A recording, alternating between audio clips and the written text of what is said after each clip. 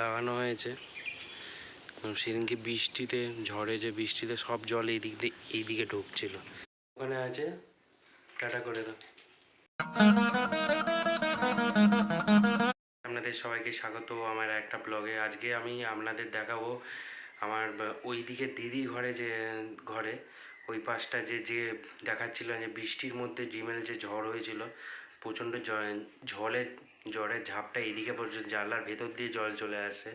তো ওর জন্য ব্যবস্থা করেছিলাম যে কি করা যেত। একজন ওই স্লাইডারের যে কাজ হয়, ওই স্লাইডারের জানলা বসিয়ে দিয়েছি, কারণ ওই স্লাইডারে যা দিয়ে এরপরে জলের ছাঁট মারলেও ওখান দিয়ে বাইরে পড়বে, আর হবে না। অনেক দিন ধরেই এর আগেও যত ঝড় হয়েছে ওখান দিয়েই জল পড়ে যাচ্ছিলো, প্রবলেম হচ্ছিলো, জোরে বৃষ্টি পড়লেও তাই হতো।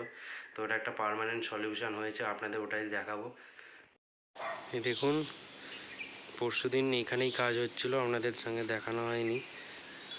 এই স্লাইডারগুলো লাগানো হয়েছে।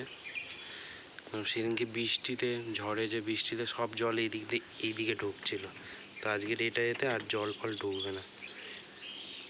ব্লগটা এই পর্যন্ত রইলো। আশা করি আপনাদের ভালো লাগলে একটা লাইক করবেন, চ্যানেল নতুন হলে সাবস্ক্রাইব করবেন। আর ব্লগটা দেখার জন্য থ্যাংক ইউ সো মাচ। তো আজকের ব্লগটা এই পর্যন্ত রইলো, দেখা হচ্ছে পরের ব্লগে। ওখানে আছে, টাটা করে দাও।